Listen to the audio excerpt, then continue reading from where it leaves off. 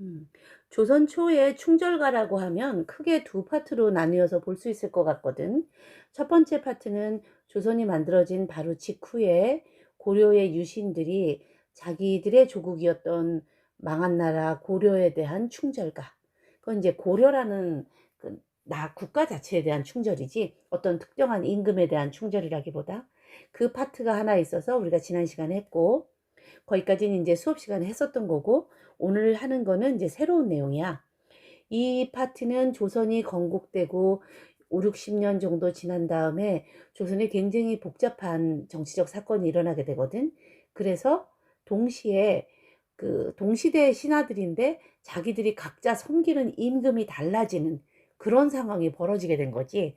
우리 모두 다 알고 있는 단종하고 세조의 이야기야. 세종대왕의 역사적인 얘기를 조금 해야지 이 시조를 이해할 수가 있을 텐데, 세종대왕의 큰아드님이 문종이셨어. 문종은 세종대왕처럼 굉장히 온화하시고 학문을 좋아하시고 덕치를 하실 수 있는 분이었는데 몸이 약하셨지. 그래서 그 문종이 일찍 돌아가시고 문종의 아들이 단종이야.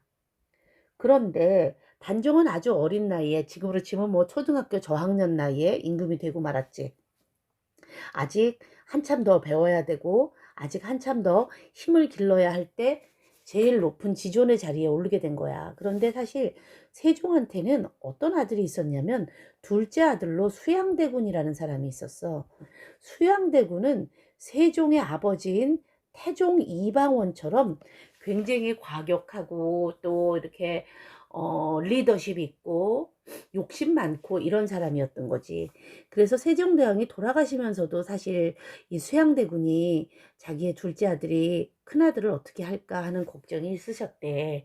그래서 세종이 너무나 아끼던 집현전 학자들, 세종이 그 단지 정치적인 신하로서 뿐이 아니라 학문의 동지이자 제자이자 막 이렇게 길렀던 집현전 학자들한테 문종을 잘 부탁한다 이렇게 하고 돌아가셨는데, 문종도 불과 1, 2년, 2, 3년 하고 돌아가시게 된 거야.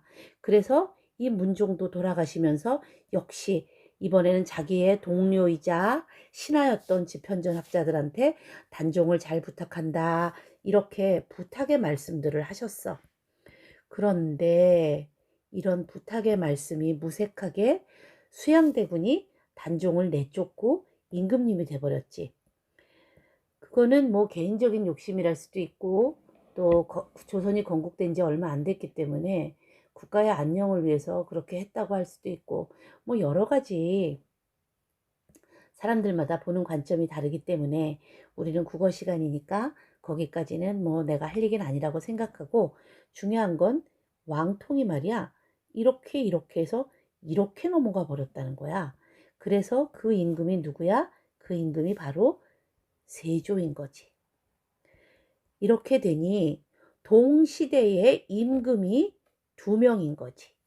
예를 들어서 고려 말 조선 초에는 동시대에 어떤 한 사람이 나는 고려의 신하였다가 조선의 신하였다가 나에게 나라가 두 개, 내가 충성을 바쳐야 할 국가가 두 개였었던, 그래서 사람들이 막 혼란스러워서 충절까지였잖아. 이 시대에는 나라는 조선 하나인데 임금이 둘이야. 이 두 임금에 대해서 어떤 사람은 예를 들어서 한명회라든가 뭐 이런 사람들은 세조한테다 충성을 하고, 우리가 알고 있는 사육신, 생육신 이런 사람은 단종에다가 충성을 했지. 그런데 이 둘의 싸움에서 결국은 누가 이겼는가?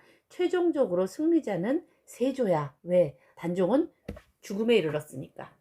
그런데 이 단종에게 충성을 바쳤던 대표적인 사람들, 그 사람들이 죽음을 무릅쓰고 임금한테 충성을 했었던 사육신이야. 사육신의 대표적인 사람이 박팽년이라든가 성산문이라든가 유흥부라든가 이계라든가 이런 사람들이지. 그래서 이런 사람들이 남긴 시조가 또 조선 초의 대표적인 충절가의 한 갈래를 이루고 있는 거지. 그러니 우리가 교과서에 나왔었던 원천석의 시하고 물론 시기도 약간 어긋나고 충성의 대상도 약간 다르지만 결국은 충성이라는 면에서는 똑같은 거야. 그런데 이게 얼마나 아이러니냐면 말이야. 고려 말에 두 신하가 있었어. 한 신하는 정몽주야.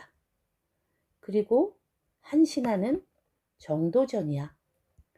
자, 정도전은 조선을 만들려고 했었던 사람이고 실제로 조선의 모든 기본적인 정치 시스템이라든가 뭐 모든 걸 다 정도전이 이루었다고 말할 수 있지. 예를 들면 조선의 가장 그 국가의 기본을 이루는 경국대전 같은 것도 정도전의 아이디어에서부터 시작이 됐으니까. 그리고 정몽주는 뭐 고려, 온리 고려만을 생각했던 사람이라 심지어 이성계하고 전쟁까지 한판 붙으려고 했었던 사람이잖아. 그러면 이렇게 생각하면 정도전이 훨씬 더 조선의 핵심적인 인물이고 정몽주는 고려를 상징하는 인물이니까 조선시대 내내 정도전을 좋아하고 고려를 정몽주를 싫어할 것 같은데 이게 얼마나 아이러니냐. 조선이 만들어지던 고려 말에는 정몽주는 죽임의 대상이었고 정도전은 권력을 잡았단 말이야. 그런데 시대가 바뀌어서 이게 조선이 되어버리니 결국 정몽주는 고려에 대한 충절이 있었던 사람인 거고 결국 정도전은 고려를 배반하고 조선을 만들고 조선에서도 왕권을 배반하고 신권을 세우려고 했었던 사람이 돼버린 거야. 고려가 망하고 조선이 만들어질 때는 정도전 중심이었는데 조선이 세우고 난 다음에는 오히려 정도전보다 정몽주가 모든 신하나 학자들이 본받아야 할 대표적인 인물, 충성하는 인물로 모든 사람의 존경을 받게 됐지. 그게 이 나중에 시하고도 연결이 있어. 자, 우리 첫 번째 시 한번 볼까? 이거는 성삼문의 시야.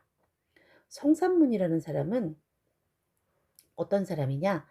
그 지편전 학자들 중에서도 가장 똑똑한 사람이었었다고 해.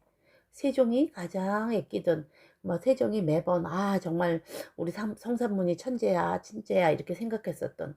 그래서 그 본인이 너무 잘 아는 거야. 세종대왕과 문종이 자기를 얼마나 아꼈는가 하는 것을. 그 충신 성삼문이가 남긴 시를 한번 볼까? 이 몸이 죽어가서 무엇이 될꼬 하니. 자, 나는 죽을 각오야. 내가 죽어서 무엇이 되냐면 죽고 난 다음에 자, 이 몸 누굴까? 성삼문이지. 복례산 제1봉에. 자, 복례산이라는 것은 진짜 산이 아니고 신선이 산다고 하는 아주 높은 산이야. 그 복례산도 높은 봉우리, 낮은 봉우리 이렇게 있을 거 아니야? 제1봉, 그 중에 제일 높은 봉 꼭대기에. 그 중에서도 봉우리가 아니고 그 꼭대기에 있는 막 이렇게 엄청나게 큰 소나무, 막 낙낙장송. 이 낙낙장송이 되고 싶다는 거야. 즉 나는 뭐가 되고 싶어? 제일 높은 꼭대기에 올라가는 거야. 그래서 엄청나게 큰 소나무가 되는 거야. 자, 제가 지난 시간에 말했지만 예전의 선비들에게 소나무는 절개의 상징이다. 왜? 모든 나무들이, 모든 이파리가, 모든 풀이, 모든 끝이 추위를 견디기 위해서 이파리를 다 떨구고 갈색으로 다 변하고 그러고 있는 때에도 소나무는 전혀 굴하지 않고 1년 사시사철 푸르기 때문에 그게 선비들의 절개와 일맥상통하는 면이 있다라고 생각을 한 거지. 그래서 이 성삼문 이 몸은 뭐가 되는 거야? 낙낙장손이 되는 거야. 그 소나무가 되는 거야. 그래서 백설이 만건곤 할 때, 자, 여기에 백설은 우리가 아까 말했던 그 좋은 백설이 아니라 이번엔 나쁜 백설이야. 자, 시에서 말이야 상징적으로 표현하는 것들이 있어. 어떤 거는 굉장히 항상 좋기만 해. 예를 들면 뭐 햇님 같은 거. 또 어떤 거는 거의 나빠. 예를 들면 구름 같은 거. 그런데 눈은 좋은 것 반, 나쁜 것 반이야. 왜? 어떤 때는 모든 걸 덮고 더러움을 다 감추기 때문에 굉장히 좋은 면으로 보기도 하고 또 어떤 때는 반대로 모든 걸 다 엎고 추위를 가져오기 때문에 나쁜 면으로도 보기도 해. 여기서 백설은 나쁜 상징이야. 어떤 상징? 그 백설이 만 건곤, 건곤은 하늘과 땅이지, 만 가득 차, 하늘과 땅에 가득 찰 때, 즉 세조의 파워야. 그때 나는 어떻게 하느라? 혼자서 혼자서 청청, 요즘 청청 패션, 아래 위로 청바지 패션, 청바지 웃돌이 하는 것처럼 혼자서라도 독야 청청하리라. 누가? 이 성산문 나는 낙락장송이 돼서 독야 청청할 거야. 그게 바로 나야. 알겠어? 언제? 세조의 세상이 온 세상을 다 덮어버릴 때도 나는 덮지 못할걸? 요렇게 말하는 거야. 자, 그러면 이 사람이 세조 밑에 들어가서 부귀영화 누리겠어? 아니지. 이 사람은 세조에 맞서서 나는 단종을 위해서 내 목숨을 내놓겠다. 이렇게 생각하는 사람이 성산문이고, 이게 성산문의 대표적인 충절가지. 자, 그 다음에 이 사람이 얼마나 글을 잘 쓰냐면, 이건 두 번째 시조인데 아주 유명한 시조지 얘도. 자, 한번 볼까? 수양산 바라보며 이제를 하나노라. 아, 이제는 누구냐면 중국의 주나라 때의 유명한 충신이야. 백이라는 사람과 숙제라는 사람이 있었대. 이 사람이 나라가 망하고 나니까 어떻게 하느냐? 새로운 나라에서 임금님을 섬기고 싶지 않다. 그러면서 자기네 뒷산 이름이 수양산이야. 그 산에 들어가서 고사리하고 뭐 여러 가지 나물 뜯어 먹다가 결국은 죽었다고. 즉 세상에 나와서 굉장히 새로 생긴 왕조에서 주나라 왕조에서 아주 높은 관료로서 모든 것을 제공하겠다고 했는데도 본인은 자기의 원래 임금한테 충성을 바치고 나는 주나라에서 주는 건 아무것도 먹지 않겠다. 그리고 산에 들어가서 산속에 자연 속에 널린 생고사리 이런 거나 먹으면서 고생하고 살다가 죽었던 사람이야. 그래서 역사적으로 백이와 숙제하면 충성의 상징이야. 그런데 성산문이는 뭐라고 말하느냐면 자기는 수양산을 바라보면서 백이 숙제 걔를 훌륭합니다 이렇게 칭송하는 게 아니라 한하노라 비웃노라 너 정말 뭐 하는 짓이니? 라고 오히려 나는 비난하겠다 이런 말이야. 그러면 사람들이 보통 백이숙제 생각하는 거하고는 완전히 다른 거지. 성산문이는 배신을 했나? 그게 아니고 굶주려 죽을 찐들 굶주려 죽을래면 죽지 채미 고사리는 왜 뜯어먹었냐? 어쩔? 비록의 1, 2, 3 시조네요. 푸세 것인들 푸세라는 거는 인간이 가꾸지 않아도 산속에 그냥 막 나는 풀들이야. 그런 풀인들 그 땅에 났느냐? 주나라 임금 땅에 난 게 아니냐? 그거는 왜 먹니? 그것도 먹지 말고 그냥 꽉 굶어 죽어야지. 백이숙제보다 더한 충신이네. 자, 그런데 이 시의 중의성을 보면 꼭 백이숙제, 느닷없이 백이숙제만을 이야기한 게 아니라는 걸 알 수 있지. 하필이면 백이와 숙제가 들어가서 고사리 먹다가 죽은 산이 수양산이야. 그래서 많은 사람들은 수양산을 절개산으로 생각하는데 이름이 똑같네. 누구와 똑같아? 수양대군과 똑같지. 즉 세조와 똑같지. 어머나 이게 이제 보니까 어떤 시야? 수양대군 보면서 나는 백이숙제보다도 더한 충성을 하겠다 이런 얘기지. 왜냐 그 수양대군이 성산문을 굉장히 좋아했었대. 그래가지고 뭐 성산문한테 너는 내 밑에 들어와서 일할 필요도 없다. 나한테 임금님이란 소리 한마디만 불러주면 살려주겠다. 이렇게 했는데 성산문이 온갖 고문을 다 받으면서도 끝까지 나으리라 그랬다는 거야. 차라리 수양대군이 성산문을 그렇게 아끼지 않았더라면 그냥 일찍 빨리 사형시켜라. 그래서 고통도 덜 받았을 건데 그 임금님 소리를 성산문한테 한마디 들으려고 죽이지도 않고 엄청나게 고민을 한 거야. 막 온몸에다가 뜨거운 쇠로 구멍을 뚫어가지고 뼈에다가 온몸에다가 구멍을 다 뚫었다니까. 그렇게까지 했는데도 성산문이 끝까지 나으리 하면서 수양대군 바라보며 백이숙제를 하나노라. 나는 백이숙제처럼 고사리도 뜯어먹기 싫어. 나는 그냥 콱 죽을래. 이런 말이야.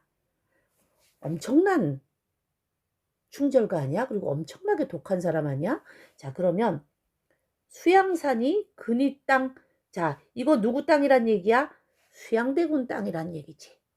나는 그래서 백이숙제보다도 더한 충성을 하겠다. 이렇게 볼 수 있어. 그 다음에 세 번째 시는 왕방연인데, 이 왕방연 참 재밌는 사람입니다. 왜냐면 왕방연이 이 시를 쓴 거는 단종 때문에 쓴 거야. 처음에 단종을 영월에다가 유배시킬 때 그 단종을 모시고 갔었던 사람이 왕방연이야. 그래서 왕방연이 그 단종, 그 영월 산 속에다가 단종 임금, 어린 임금을 내려놓고 발길이 떨어지질 않는 거야. 그래서 이 시를 불렀어. 오면서 뭐라고 했느냐? 천만리 머나 먼 길에. 서울에서부터 오늘날은 뭐 고속도로가 생겨서 뭐 영월 금방 가지만 옛날에는 산을 넘고 해서 가는 게 영월이야. 거기다가 영월길이 산이 이렇게 있으면 산과 산 사이를 돌고 이렇게 해서 가게 돼 있거든. 그러니까 얼마나 멀겠어. 길도 외길이고. 그러니까 여기 완전히 들어가고 나가는 게 눈에 다 띄고 너무 힘들고, 그래서 다른 사람은 만날 수도 없는 아주 그냥 유배지 중에 유배지지. 그런 천만리 머나먼 길에 고운님, 내가 사랑하는 님이야. 누굴까? 단종이지. 단종을 여유 없고 헤어지고 거기다 두고, 그리고 임금님 명이라 세조의 명이라 세조의 사슬이 퍼러니 그렇게 하기는 했는데, 그러고 나니까 내 마음을 둘 데가 없어. 나 너무 괴로운 거야. 그래가지고 이 사람이 어떻게 했느냐? 냇가에, 밤에 냇가에 돌아오지 못하고 그 냇가에 혼자 물가에 앉아 있는 거야. 괴롭다. 그런데 물이 어떻게 하느냐면 졸졸졸졸졸졸졸졸 이렇게 흐를 거 아니야. 낮에는 세상에 소음이 많으니까 그 소리가 잘 안 들렸는데 밤이 되니까 졸졸졸졸 이렇게 들리지. 냇가에 앉고 보니까, 자, 일반적인 사정, 전체적인 사정, 자, 구체적인 내 행동, 그리고 나의 마음이야. 저 물도, 알겠니? 저 물이 어떤 물이야? 냇가의 저 물이지. 냇가의 저 물도 내 마음 같아서. 어떻게? 지금 내 마음이 어때? 괴롭지? 이 물도 괴로운 거야. 내 마음 같아서 울고 가는구나, 엉엉 눈물 울고 가는구나. 자, 그러면 이 얘기가 하는 게 누구 마음이 운다는 거야? 이 우는 게 냇물도 울고 더불어 내 마음하고 똑같다고 했으니까 내 마음도 우는 거지. 이해했어? 그래서 저 냇물과 내 마음이 같다. 저 냇물도 이 밤에 울며 가잖니. 나도 이 밤에 울며 간다. 와이 고운님을 여위어서. 이게 왕방연의 시야. 그런데 왕방연은 참 재밌는 게 있잖아. 이러고 난 다음에 세조의 사람이 됐어. 그래가지고 결국 그 단종한테 사약을 갖다 준 사람이 또 왕방연이야. 참 알 수 없는 거야, 세상사라는 것은. 정말. 그래서 몇 년 전에 국악원에서 그 이 왕방연을 가지고 어떤 극을 만들었었어. 왜냐면 역사적으로 왕방연이 그렇게 뭐 엄청난 정치적 업적을 남긴 사람이 아니기 때문에 이 사람이 어떠한 마음으로 마음이 변해서 세조의 사람이 되어서 세조가 단종한테 사약을 내릴 때는 자기 사람들 중에 믿을 만한 사람한테 내리지 않겠어? 어쩌다가 세조의 믿을 만한 신하가 돼서 단종한테 사약까지 가지게 되었는가에 대해서는 특별한 기록이 없어. 지금 우리가 알 수 있는 거는 이렇게 단종을 거기다 내려놓고 참 마음 괴로운 시를 천만리 머나먼 길에 라는 시를 쓴 사람도 왕방연이요. 결국은 세조의 가장 믿을 만한 신하가 돼서 단종에게 사약을 갖다 준 사람도 왕방연이었다라는 것만 알지, 그 사람이 왜 중간에 그러한 변절을 가지고 오게 됐는가에 대해서는 역사적으로 기록은 없어. 그래서 그 부분을 상상력을 동원해서 극을 만들어서 몇 년 전에 국악원에서 올렸었어. 그 국악원에서 올린 그 작품에서는 뭐 왕방연이가 정확하게 나도 보진 않고 사람들한테 얘기만 들었는데, 딸이 아파가지고 극 속에서 그 딸의 치료비 때문에 세조의 편이 되고, 그러고 난 다음에 엄청 뭐 괴로워하는 그 내적 갈등에 대해서 극을 만들었다, 이런 얘기를 하더라고. 자, 어쨌든 그래서 왕방연의 시가 있고, 자, 그 다음에 이계는 사육신 중에 한 명이지. 죽은 사람 중에 한 명이야. 이 사람이 뭐라고 했느냐면 방 안에 촛불이 켜 있어. 요즘은 뭐 다 전기불이지만 옛날에는 불을 밝히려면 촛불이 있었잖아. 그런데 이 사람이 촛불을 보고 무슨 생각을 하느냐. 어머, 촛불아, 너 눌과 누구와 이별을 했니? 누구와 이별을 했니? 왜 촛불 보고 느닷없이 누구랑 이별했냐라고 했냐면, 촛불을 살펴보니까 그 촛불의 모양이 어떻게 생겼느냐? 겉으로는 눈물이 진대. 아, 자, 초를 그려보겠습니다. 촛불이 이렇게 있습니다. 그런데 겉으로는 눈물이 이렇게 눈물이 지고 있어. 촛농이 막 떨어지는 거지. 겉으로는 눈물 지고, 이렇게 겉으로 눈물이 촛농이 떨어지려면 이 속은 어떻게 다 타들어가야지만 이게 녹아서 이렇게 바깥으로 떨어지는 거 아니야? 겉으로는 눈물 지으면서 지 속이 타는 줄 모르는가? 촛불을 보고 이 사람이 초의 불이 타면서 촛농이 녹아내리는 모습을 보고 이렇게 말을 한 거야. 그래서 촛불아, 너 누구랑 이별해서 이렇게 엉엉 울고 있구나, 이렇게 말을 한 거야. 그리고 난 다음에, 자, 이제 맨 마지막에 자기 얘기해야 되지.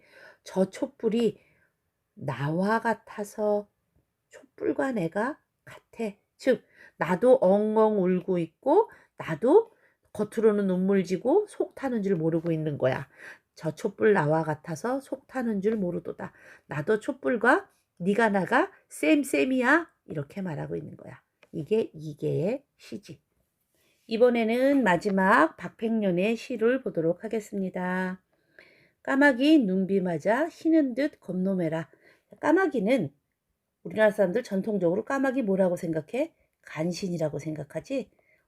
까마귀는 새까맣고 깍깍 소리 나고 한국 사람들 다 싫어해. 그 까마귀가 너희 아주 그 못된 것들이 원래는 까만데 눈비를 맞아서 하얀 거를 덮었었어. 그래서 마치 흰 것처럼 보이는 거야. 그렇지만 네 모습이 어디로 가겠니? 너 원래 검어, 이 소리야. 자, 이건 무슨 얘기냐? 까마귀가 세조라고 하는 눈비를 맞아서 희게 보이네. 즉, 옳은 행동을 한 것처럼 보이네.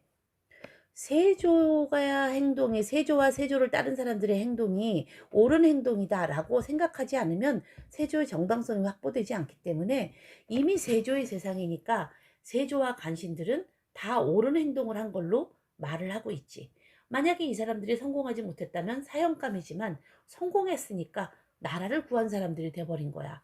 그래서 너희 까마귀들이 세조라고 하는 눈비를 맞아서 흰 것처럼 옳은 행동을 했다고 자신 있게 말하지만, 사실 너희의 본색은 어때? 그렇다고 해서 바뀌니?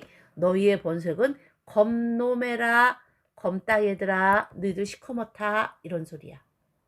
알겠니? 그러면 두 번째 줄. 자, 까마귀는 그런데 말이야. 자, 그러면 우리 충신들은 어떤가? 밤을 밝히는 명월이, 자, 어떻게 돼? 간신하고는 대척되는 개념이지. 밤을 밝히는 명월이 아무리 어두운 밤이라고 한들 어둡겠는가? 우리는 어때? 아무리 어두운 밤에도 우리는 밝다. 어두우랴. 이건 뭐야? 어둡겠는가? 결국은 우리는 밝다. 이 소리지? 어두우랴. 그렇지 않아? 우리는 결국은 밝아. 자, 그러면 여기에서 눈비와 밤은 같은 거지. 뭘까? 세조의 세력이야. 세조의 세력이 간신 까마귀들에게는 희게 보이게 하는 효과를 나타내지. 그러나 우리 명월들, 우리 충신들을 네가 아무리 힘들게 하여도, 우리 충신들을 아무리 힘들게 하여도 그 세월이 밤의 세월이야. 세조의 세월. 그래도 우리는 다 밝어. 이 얘기인 거야. 즉 명월은 밝고 너희 까마귀는 시커먼 것들이야. 이렇게 말하는 거야. 이렇게 해서 세상을 평한 다음에 자기의 마음을 어떻게 했느냐. 임향한, 여기에서 임은 누굴까? 단종이지. 단종 임금을 향한 일편단심 한 조각의 붉은 마음이야. 가실 줄이 없어질 날이 있겠는가? 자, 있겠는가? 결국은 무슨 말이야? 없어질 날이 없다. 영원히 있다. 이 소린 거지? 아, 이거 어디서 많이 들었던. 자, 이거는 정몽주의 단심가의 맨 마지막하고 똑같아. 이 몸이 죽고 죽어 100번 고쳐주고 백골이 진토되어 넋이라도 있고 없고 임향한 일편단심이야 가실 줄이 이시랴. 그런데 정몽주의 임은 고려였었고 박평년의 임은 단종인 거지. 박평년이 몰라서 카피했나? 시 쓸 줄 몰라서 카피했나? 나는 아니라고 생각해. 물론 내가 박평년을 만나본 적은 없지만 박평년은 일부러 이 시를 갖다 썼을 거야. 박평년처럼 학문이 뛰어난 사람이 얼마든지 더 멋진 말도 만들 수 있지. 그러나 아까 내가 처음에 뭐라 그랬어? 고려의 신하였었던 정몽주는 고려에 충성하고 조선을 건국을 반대했기 때문에 조선을 건국하려는 이방원한테 죽임을 당할 수밖에 없었지만 사람이 화장실 들어갈 때하고 나올 때 마음이 다른 법이거든. 조선이 건국이 되고 나니까 그 다음엔 어때? 정몽주처럼 충성을 바치는 사람이 필요했던 거지. 그래서 조선 건국 후에 정몽주는 충신의 상징으로 엄청나게 사람들한테 존경을 받았단 말이야. 그러니까 박팽년이 그 얘기를 너무나 잘 알기 때문에 나는 여기에다가 갖다 넣었다고. 알겠니? 인용했다고. 나는 그렇게 생각해. 물론 뭐 내가 박팽년을 만나보지 않았기 때문에 그런지 안 그런지 뭐 내 물어보진 못했어. 그러나 틀림없이 그랬을 거야. 무슨 뜻일까? 정몽주가 그랬던 것처럼 나를 100번 죽여봐라. 나는 임금님에 대한 나의 일편단심은 변하지 않는다. 이렇게 말한 게 박팽년의 시조야. 자, 그러면 세 사람의 마음을 한번, 네 사람의 눈가? 한번 마음을 한번 볼까? 자, 성산문 단종에 대해서 세조의 힘이 온 세상을 덮어도, 세조의 힘이 온 세상을 덮어도 백설이 만건곤해도 나는 독야 청청하리라. 나는 충성하리라. 그래서 충절가야. 자, 두 번째, 수양산 바라보며 이제를 하나노라. 나는 이제보다도 더 할 거야. 더 충성할 거야. 이제처럼. 아이고 채미는 왜 해? 나는 그것도 안 할래. 이렇게 말하는 게 성산문이야. 자, 굉장히 절개가 강하지. 그러니까 성산문은 어떻게 됐어? 거열형, 팔다리가 다 찢겨지는 죽음에 처했는데도 끝까지 단종에 대한 충성을 버리지 않았었어. 그런 반면에 왕방현은 시조를 보면 성산문처럼 그렇게 독하게 거부할 사람이 못 돼. 뭐라 그래? 성산문은 모두가 배신해도 나 혼자 독야 청청하리라 한데 비해서 왕방현은 울고 있어. 임을 여위어서 나 엄청 괴롭습니다. 엉엉엉엉 엉엉 울고 있어. 이게 왕방현이야. 그 다음에 이계도 운해. 아, 그 촛불 나하고 같아. 우리 둘 다 엉엉 울고 있어. 이게 이계야. 그 다음에 박팽년. 까마귀는 세조의 힘을 빌어서 흰 것처럼 보이지? 그래도 사실은 어때? 흰 것처럼 세조의 힘을 빌어서 흰 것처럼 보이지만 사실은 어때? 검어. 야광명월은 밤이라고 해서 어둡겠니? 그렇지 않아. 알겠어? 그리고 나는 임형한 일편단심이야. 가실줄이 있으랴. 고려의 정몽주가 그랬던 것처럼 나는 나의 임금 단종에게 충성을 바치겠다. 이것이 바로 충절가야. 그리고 너희들 지금까지 이렇게 여러 시조를 봤기 때문에 3, 4, 3, 4 어떻게? 3, 4, 3, 4 3, 4, 3, 4 3, 5, 4, 3 사음보입니다. 오케이, 오케이, 오케이. 한 장에 절이 2개씩 있습니다. 6구입니다. 초장, 중장, 종장 3장입니다. 3장의 종장의 제일 첫 단어는 3글자입니다. 시조의 기본 형태에 대해서 충분히 알겠지? 그래서 우리는 이런 시조의 기본 형태를 뭐라고 부른다? 한번 멋지게 써볼까? 이렇게 스탠다드 폼을 가진 시조를 우리는 평시조다 이렇게 불러. 그리고 연이 1개짜리잖아. 그래서 단시조다 이렇게 부르는 거야. 기본 단시조 폼에 대해서는 이제 충분히 이해했고 조선 초 또 고려 말 혼란기에 임금에게 혹은 국가에게 그 본인의 충절을 노래했던 충절가에 대해서도 충분히 공부했다고 생각해. 이제 어떠한 시조가 나와도 아마 요 충절가 파트라면 대강 나누어서 긍정적인 것은 무엇이며 부정적인 것은 무엇인가. 그리고 작가가 자기의 그 아이덴티티를 긍정적인 부분에 어떤 식으로 맞췄는가. 그러면 반대되는 거는 어떻게 비유를 했는가. 나와 적대시되는 파트는 어떤 식으로 비유를 했는가. 이런 거 충분히 찾아낼 수 있을 거라고 생각해. 자, 그럼 우리는 다음에 이제 여성시, 사랑에 대한 시를 배우도록 하겠습니다. 오늘 여기까지.